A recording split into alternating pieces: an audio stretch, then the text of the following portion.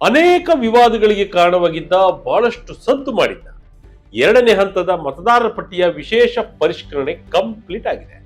ನೀವು ನಂಬ್ತಿರೋ ಬಿಡ್ತಿರೋ, ಎರಡನೇ ಹಂತದ SIR ನಲ್ಲಿ ಬರೋಬ್ಬರಿ 6,08,00,000ಕ್ಕೂ ಹೆಚ್ಚು ಜನರ ಹೆಸರುಗಳು ವೋಟರ್ ಲಿಸ್ಟ್ ಇಂದ ಡಿಲೀಟ್ ಆಗಿವೆ. ಎಸ್, ನೀವು ಕೇಳಿದ್ದು 100ಕ್ಕೂ ಸತ್ಯ. 9 ರಾಜ್ಯಗಳು ಹಾಗೂ 3 ಕೇಂದ್ರಾಡಳಿತ ಪ್ರದೇಶಗಳಲ್ಲಿ ನಡೆದಿರುವ ಈ ಬೃಹತ್ ಆಪರೇಷನ್ ನಿಂದ ಕೋಟ್ಯಾಂತರ ನಕಲಿ ಹಾಗೂ ಮೃತಪಟ್ಟವರ ಹೆಸರುಗಳು ಮತದಾರರ ಪಟ್ಟಿಯಿಂದ ಡಿಲೀಟ್ ಆಗಿವೆ. ಮುಂದಿನ ಹಂತದಲ್ಲಿ ಕರ್ನಾಟಕ ಸೇರಿ 12 ರಾಜ್ಯಗಳಲ್ಲಿ SIR ಪ್ರಕ್ರಿಯೆ ನಡೆಯಲಿದ್ದು 39 ಕೋಟಿ ಮತದಾರರು ಈ ಪ್ರಕ್ರಿಯೆ ಭಾಗವಾಗಲಿದ್ದಾರೆ. ಆಗ ಎಷ್ಟು ಮತದಾರರ ಹೆಸರು ಡಿಲೀಟ್ ಆಗುತ್ತೋ ಗೊತ್ತಿಲ್ಲ.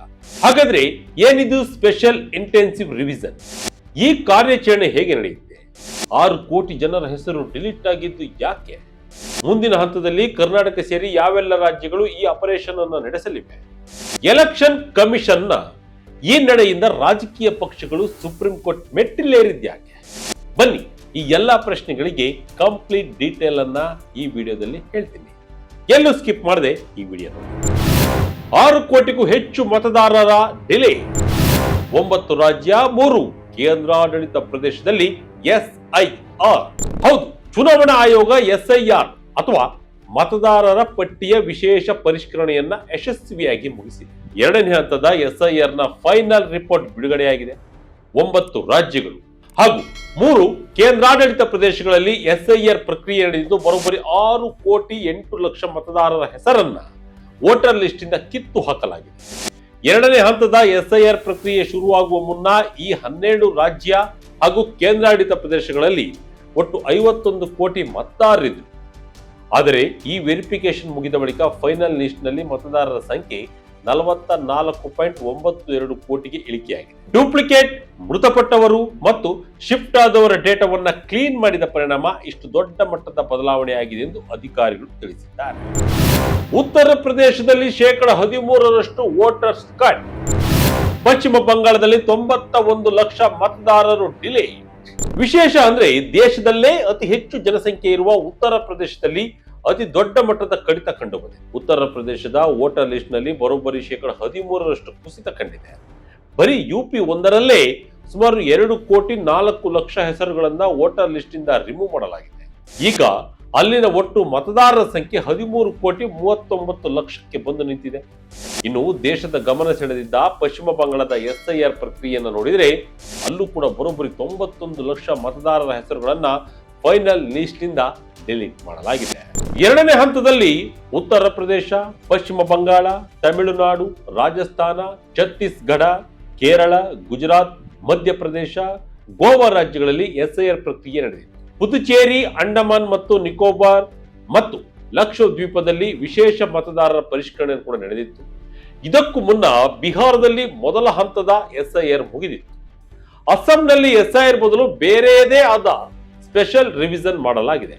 ಒಟ್ಟಾರೆಯಾಗಿ ಇಲ್ಲಿವರೆಗೆ 10 ರಾಜ್ಯಗಳು ಮತ್ತು 3 ಕೇಂದ್ರಾಡಳಿತ ಪ್ರದೇಶಗಳ ಸುಮಾರು 60 ಕೋಟಿ ಮತದಾರರನ್ನ ಈ ಪ್ರಕ್ರಿಯೆ ಕವರ್ ಮಾಡಿದೆ. ಮೂರನೇ ಹಂತದ SIR ಯಾವಾಗ? ಕರ್ನಾಟಕ ಸೇರಿ 17 ರಾಜ್ಯಗಳ SIR ಪ್ರಕ್ರಿಯೆ. ವೀಕ್ಷಕರೇ, ಈಗ ನಿಮಗೆ ನಮ್ಮ ಕರ್ನಾಟಕದಲ್ಲಿ ಈ ಪ್ರಕ್ರಿಯೆ ಆಗಿಲ್ವಾ ಅನ್ನೋ ಡೌಟ್ ಬಂದಿರಬಹುದು. ಇಲ್ಲಿಯವರೆಗೂ ಆಗಿಲ್ಲ. ಬಟ್ ಮುಂದಿನ ಹಂತದಲ್ಲಿ ಖಂಡಿತ ಕರ್ನಾಟಕದಲ್ಲಿಯೂ SIR ಪ್ರಕ್ರಿಯೆ ಆಗುತ್ತದೆ. ಎಲೆಕ್ಷನ್ ಕಮಿಷನ್ ಬಿಡುಗಡೆ ಮಾಡಿರುವ ಮಾಹಿತಿ ಪ್ರಕಾರ ಇನ್ನು ಬಾಕಿ ಇರುವ 39 ಕೋಟಿ ಮತದಾರರನ್ನ ಮೂರನೇ ಹಂತದಲ್ಲಿ ಕವರ್ ಮಾಡಲಾಗುತ್ತೆ. ಈ ಮೂರನೇ ಹಂತದಲ್ಲಿ ನಮ್ಮ ಕರ್ನಾಟಕ ಸೇರಿ ಒಟ್ಟು 17 ರಾಜ್ಯಗಳು ಮತ್ತು 5 ಕೇಂದ್ರಾಡಳಿತ ಪ್ರದೇಶಗಳು ಇವೆ. ಅವುಗಳ SIR ಶೀಘ್ರದಲ್ಲಿಯೇ ನಡೆಯಲಿದೆ. ಮುಂದಿನ ಹಂತದಲ್ಲಿ ಯಾವೆಲ್ಲ ರಾಜ್ಯಗಳಲ್ಲಿ SIR ನಡೆಯಲಿದೆ ಅಂದ್ರೆ ಕರ್ನಾಟಕ, ಆಂಧ್ರ ಪ್ರದೇಶ, ತೆಲಂಗಾಣ, ಮಹಾರಾಷ್ಟ್ರ, ಹಿಮಾಚಲ ಪ್ರದೇಶ, ಪಂಜಾಬ್, ಹರಿಯಾಣ, ಉತ್ತರಾಖಂಡ, ಸಿಕ್ಕಿಂ, ಅರುಣಾಚಲ ಪ್ರದೇಶ, ಮೇಘಾಲಯ, ನಾಗಾಲ್ಯಾಂಡ್, ಮಣಿಪುರ, ಮಿಜೋರಾಂ, ತ್ರಿಪುರಾ, ಒಡಿಸ್ಸಾ, ಜಾರ್ಖಂಡ್ ರಾಜ್ಯಗಳಲ್ಲಿ ನಡೆಯಲಿದೆ. ಅದರ ಜೊತೆ ಕೇಂದ್ರಾಡಳಿತ ಪ್ರದೇಶಗಳಾದ ಜಮ್ಮು ಮತ್ತು ಕಾಶ್ಮೀರ, ಚಂಡೀಗಢ, ದಿಲ್ಲಿ, ಲಡಾಖ್ ಮತ್ತು ದಾದ್ರಾ ನಗರ ಹಾವೇಲಿ ಹಾಗೂ ದಮನ್ ದಿಯುಗಳಲ್ಲಿಯೂ ಮೂರನೇ ಹಂತದ SIR ಆಪರೇಷನ್ ನಡೆಯಲಿದೆ. ಮೇ 4ರ ಫಲಿತಾಂಶದ ಬಳಿಕ SIR ಶುರು. ಈಗ ಸದ್ಯ 4 ರಾಜ್ಯಗಳು ಮತ್ತು 1 ಕೇಂದ್ರಾಡಳಿತ ಪ್ರದೇಶದ ಚುನಾವಣೆ ನಡೆಯುತ್ತಿದ್ದು ಅಸ್ಸಾಂ, ಕೇರಳ, ಪುದುಚೇರಿಯಲ್ಲಿ ಮತದಾನ ಮುಗಿದಿದೆ. ತಮಿಳುನಾಡು ಮತ್ತು ಪಶ್ಚಿಮ ಬಂಗಾಳದಲ್ಲಿ ಮತದಾನ ನಡೆಯಬೇಕಿತ್ತು.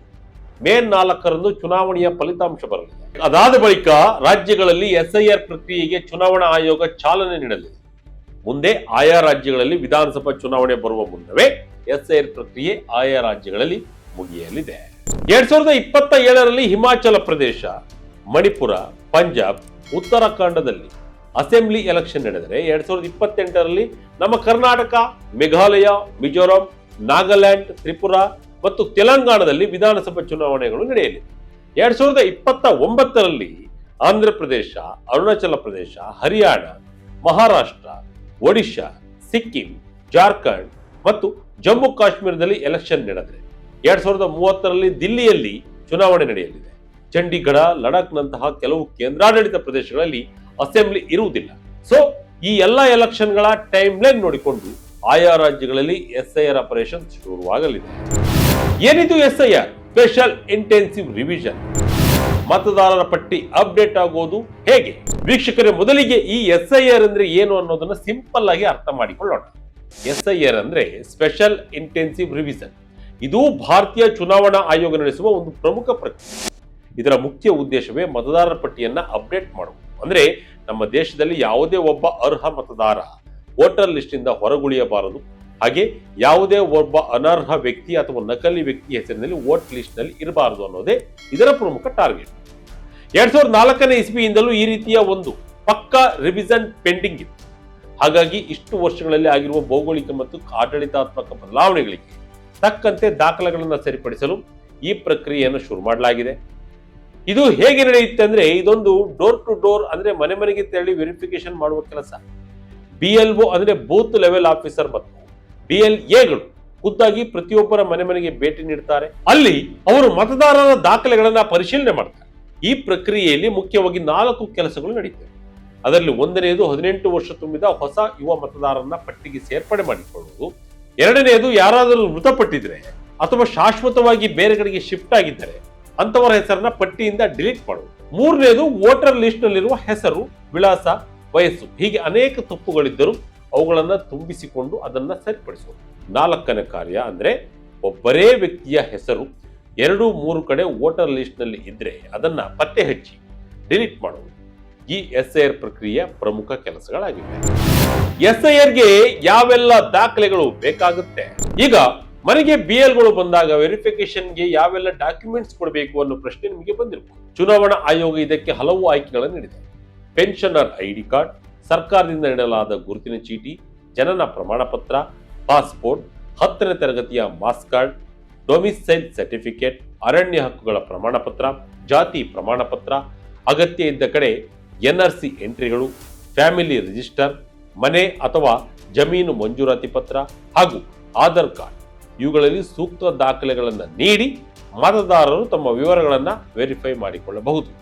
ಇದರಲ್ಲಿ ಯಾವುದಾದರೂ ಒಂದು ದಾಖಲೆಯನ್ನು ನೀಡಿದರೆ ಮತದಾರರ ಪಟ್ಟಿಗೆ ಹೆಸರು ಉಳಿಯುತ್ತದೆ. ಸುಪ್ರೀಂ ಕೋರ್ಟ್ ಮೆಟ್ಟಿಲೇರಿದ್ದ ವಿವಾದ.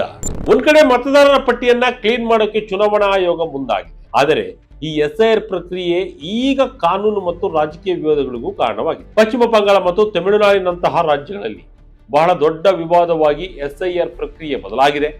ಏಕಾಏಕಿ ಲಕ್ಷಾಂತರ ಕೋಟ್ಯಾಂತರ ಮತದಾರರ ಹೆಸರುಗಳನ್ನ ಡಿಲೀಟ್ ಮಾಡುತ್ತಿರುವ ಹಿಂದೆ ರಾಜಕೀಯ ಇದೆ ಅಂತ ಹೇಳ್ತಾರೆ. ಪ್ರಕ್ರಿಯೆಯಲ್ಲಿ ದೋಷಗಳಿವೆ ಎಂದು ಆರೋಪಗಳನ್ನು ಕೂಡ ಮಾಡಿದ್ದವು. ಅದರಲ್ಲೂ ಪಶ್ಚಿಮ ಬಂಗಾಳದಲ್ಲಂತೂ ಬಹಳ ದೊಡ್ಡ ವಿವಾದವಾಗಿದೆ. ಈ ಪ್ರಕರಣ ಸುಪ್ರೀಂ ಕೋರ್ಟ್ ಮೆಟ್ಟಿಲು ಕೂಡ ಏರಿದೆ. ಒಂದು ಕಡೆ ಚುನಾವಣಾ ಆಯೋಗ ಒಂದು ವಾದ ಮಾಡಿದರೆ ಪಶ್ಚಿಮ ಬಂಗಾಳ ಸರ್ಕಾರ ಮತ್ತೊಂದು ವಾದವನ್ನು ಮಾಡ್ತಿದೆ. ಎರಡಕ್ಕೂ ಸಮನ್ವಯ ಇದ್ದಿಲ್ಲ. ಆದ್ದರಿಂದ ಸುಪ್ರೀಂ ಕೋರ್ಟ್ SIR ಪ್ರಕ್ರಿಯೆಗೆ ನ್ಯಾಯಾಂಗ ಅಧಿಕಾರಿಗಳನ್ನು ನೇಮಿಸಿತ್ತು. ನ್ಯಾಯಾಂಗ ಅಧಿಕಾರಿಗಳು ಮೇಲುಸ್ತುವಾರಿ ವಹಿಸಿ ವೋಟರ್ ಲಿಸ್ಟ್ ಅನ್ನು ಫೈನಲ್ ಮಾಡಿದ್ದರೂ ಕೂಡ ಪಶ್ಚಿಮ ಬಂಗಾಳದಲ್ಲಿ ಮತ್ತೆ ಅಪಸ್ವರಗಳು ಕೇಳಿ ಬಂದಿವೆ. ಅದಕ್ಕೂ ಮೊದಲು ಪ್ಯಾನ್ ಹಾಗೂ ಆಧಾರ್ ಕಾರ್ಡ್ ಅನ್ನ ಚುನಾವಣಾ ಆಯೋಗ ಹೊರಗಿಟ್ಟಿತ್ತು. ಅದರಿಂದಲೂ ಬಹಳ ಸಮಸ್ಯೆಯಾಗಿದೆ. ಒಟ್ಟಿನಲ್ಲಿ ಯಾವುದೇ ಪ್ರಜಾಪ್ರಭುತ್ವದ ಅತಿ ದೊಡ್ಡ ಅಸ್ತ್ರ ಅಂದ್ರೆ ಅದು ಮತದಾನ. ಆ ಮತದಾನ ಪಾರದರ್ಶಕವಾಗಿ ನಡೆಯಬೇಕಾದ್ರೆ ವೋಟರ್ ಲಿಸ್ಟ್ ಪಕ್ಕಾ ಇರಬೇಕು. ಸತ್ತವರ ಹೆಸರಿನಲ್ಲಿ ಇಲ್ಲವೇ ಊರು ಬಿಟ್ಟು ಹೋದವರ ಹೆಸರಿನಲ್ಲಿ ಯಾರೋ ಬಂದು ಕಳ್ಳ ಓಟ್ ಹಾಕೋದನ್ನು ತಪ್ಪಿಸಲು ಚುನಾವಣಾ ಆಯೋಗ ಮಾಡಿರುವ ಈ ಸ್ಪೆಷಲ್ ಇಂಟೆನ್ಸಿವ್ ರಿವಿಷನ್ ಪ್ರಮುಖ ಅಂಗ ಆಗುತ್ತೆ. ಆದರೆ ಇದರಲ್ಲಿ ರಾಜಕೀಯ ಬೆರೆತರೆ ಸಮಸ್ಯೆ ಆಗೋದು ಪಕ್ಕ. ನೋಡೋಣ ಮುಂದಿನ ಹಂತದಲ್ಲಿ ಯಾವ ರೀತಿ SIR ಪ್ರಕ್ರಿಯೆ ನಡೆಯುತ್ತೆ ಎಂಬುದನ್ನು ಕಾದು ನೋಡೋಣ. ಮುಂದಿನ ಹಂತದಲ್ಲಿ ಕರ್ನಾಟಕದಲ್ಲಿ SIR ನೀಡೋದ್ರಿಂದ ನಿಮ್ಮ ಮನೆಗೂ BLಗಳು ಬಂದಾಗ ಸರಿಯಾದ ದಾಖಲೆಯನ್ನು ನೀಡಿ ನಿಮ್ಮ ಓಟನ್ನ ಭದ್ರಪಡಿಸಿಕೊಳ್ಳಿ. ಇದಾಗಿತ್ತು ಈ ಕ್ಷಣದ ಇಂಟ್ರೆಸ್ಟಿಂಗ್ ಸ್ಟೋರಿ. ಇದೇ ರೀತಿ ಸ್ಟೋರಿಗಾಗಿ Vijaya Karnataka website, YouTube page, Facebook page follow ಮಾಡ್ತಾ ಇರಿ. ಧನ್ಯವಾದ.